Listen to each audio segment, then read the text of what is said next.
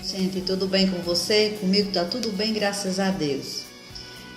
Em 2006, eu fui convidada para falar a respeito da escola bíblica dominical. E eu levei assim informações importantes, né? E achei por bem deixar aqui registrado no meu canal. Então, para você que tem essa curiosidade de saber como tudo começou, eu achei importante deixar registrado aqui. Então, o que é escola dominical? Escola dominical é o momento que a igreja local se reúne no domingo. Geralmente as igrejas, elas costumam se reunir no domingo, né? Para estudar a palavra de Deus, como também para promover a comunhão, o discipulado e a integração de novos cristãos, cooperando para o cumprimento da grande comissão de Jesus registrada em Mateus capítulo 28, versículos 18 a 20. Vamos ler? Então Jesus aproximou-se deles e disse: Foi-me dada toda a autoridade nos céus e na terra. Portanto, vão e façam discípulos de todas as nações, batizando-os em nome do Pai, do Filho e do Espírito Santo, ensinando-os a obedecer a tudo o que eu lhes ordenei. E eu estarei sempre com vocês até o fim dos tempos. Estas palavras o Senhor Jesus falou quando estava voltando para o Pai. Nos dias de Moisés, eram os próprios pais os responsáveis pelo ensino da revelação divina e também em reuniões públicas. Na época dos sacerdotes, reis e dos profetas de Israel, os sacerdotes, além do culto divino, tinham o encargo do ensino da lei. No pós-cativeiro, nós vemos ali no capítulo 8 de Neemias que dá um relato de como era o ensino bíblico popular de então. Nos dias de Jesus, das 90 vezes que alguém se dirigiu a Cristo nos evangelhos, 60 vezes ele é chamado de mestre. E ele mesmo disse, né? Vós me chamais de mestre e Senhor e dizeis bem, porque eu o sou.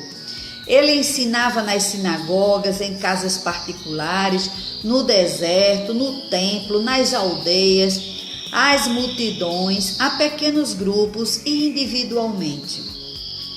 O mestre dos mestres, ele encorajava seus alunos, conhecia o tema, ensinava de maneira clara, dirigia-se ao ponto central da questão e aplicava vários métodos, né? Contava muitas parábolas, ele fazia perguntas como também respostas, né? E situações, ele relatava situações da vida real. A igreja dos dias primitivos dava muita importância a esse ministério. O apóstolo Paulo, ele foi maravilhosamente usado por Deus. Mais tarde, a igreja ficou estacionária, ganhou fama, mas perdeu poder. Abandonou o método prescrito por Jesus, o de ensinar e pregar. Sobrevieram a seguir as densas trevas espirituais na Idade Média, né? Esse termo, escola dominical, foi primeiramente usado pelo jornalista evangélico Robert Hicks, na cidade de Gloucester, na Inglaterra. Em 1780, começou a oferecer instrução para crianças pobres em seu único dia livre da semana, o domingo, pela manhã e à tarde, com crianças que roubavam, né? Ele pegava crianças na rua, né? Crianças que se viciavam e crianças que já eram viciadas, né? Após 3 anos de oração, observações e experimentos, que Roberto Hicks resolveu divulgar os resultados de sua obra pioneira. No dia 3 de novembro de 1783, Hicks publica em seu jornal o que Deus operara e continuava a operar na vida daqueles meninos. Eis porque a data foi escolhida como o dia da fundação da escola dominical. A escola dominical nasceu para servir como o ensino público, é gratuito, é orientado pelos princípios da educação cristã. No Brasil, os missionários escoceses Robert e Sarah Kelly são considerados os fundadores da escola dominical. Em 19 de agosto de 1855, na cidade imperial de Petrópolis, no Rio de Janeiro, eles dirigiram a primeira escola dominical. Sua audiência não era grande, apenas 5 crianças assistiram àquela aula, mas foi suficiente para que seu trabalho florescesse e alcançasse todo o nosso país. Essa mesma escola dominical deu origem à Igreja Congregacional no Brasil. A CPAD, Casa Publicadora das Assembleias de Deus, tem uma trajetória marcante na escola dominical das igrejas brasileiras. As primeiras revistas começaram a ser publicadas em forma de suplemento do primeiro periódico das Assembleias de Deus, o jornal Boa Semente, que circulou em Belém, Pará, no início da década de 20. As primeiras revistas para as crianças só vieram a surgir na década de 40, na gestão do jornalista e escritor Emílio Conde. A revista, escrita pelas professoras Nair Soares e Cacilda de Brito, era o primeiro esforço da CPAD para melhor alcançar a população infantil das nossas igrejas. Na década de 70, acentuava-se mais e mais a necessidade de novas revistas para a escola dominical, conforme as diversas faixas de idade de seus alunos. Isto acontecia principalmente à medida que o CAPED, que é o Curso de Aperfeiçoamento de Professores da Escola Dominical, é lançado pela CPAD em 1974 e percorria todo o Brasil. Em 1994, foram criadas as novas revistas para as faixas etárias de 15 a 17 anos, as revistas do discipulado para novos convertidos. O Brasil defronta-se hoje com problemas espirituais, sociais e morais idênticos aos que precederam a fundação da escola dominical na Inglaterra, no que tange à delinquência juvenil e desagregação da família. A Igreja de Deus, ela precisa explorar todo o potencial da escola dominical como agência de ensino da Palavra de Deus. Provérbios capítulo 22, versículo 6. Lembram? Ensina o menino no caminho que deve andar, quando ele crescer, não se desviará dele. A escola bíblica dominical, ela tem cursos bíblicos, né? O currículo de cada faixa etária infantil corresponde a um curso bíblico. Em qualquer trimestre que o aluno ingressar na classe, ele estuda a revista que está em uso na sequência do currículo de sua faixa etária, né? Esta forma de uso das revistas faz com que o professor tenha maior oportunidade de colecionar um bom material específico e também se torne um especialista da faixa etária em que leciona na escola dominical, contando com melhores condições de executar o trabalho. Além da revista de aluno, para cada faixa etária existe também a revista do professor.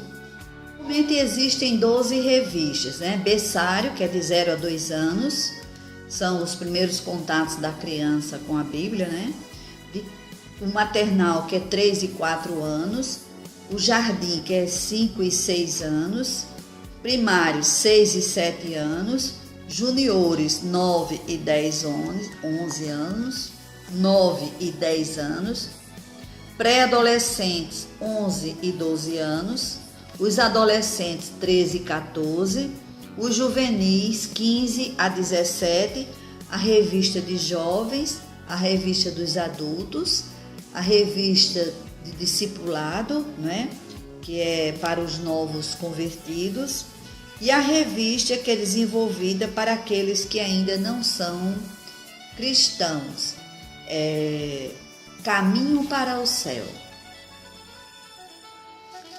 Precisamos descobrir e aproveitar os dons que cada aluno tem nas artes, na música, na dramatização, para que eles possam viver experiência de continuidade como sal e luz da terra. Mateus capítulo 5, versículo 16.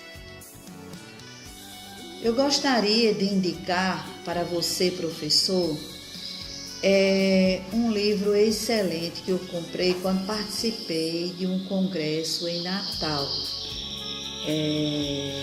para professores da Escola Bíblica Dominical. Então lá eu comprei este livro aqui, Estilos de Aprendizagem, Marlene Lefebvre, um americano, né? Ele é excelente para o professor, né? Ele, aqui na dedicatória dele, ele diz: este livro é dedicado aos professores de escola dominical, professores interativos, professores analíticos, professores pragmáticos e professores dinâmicos.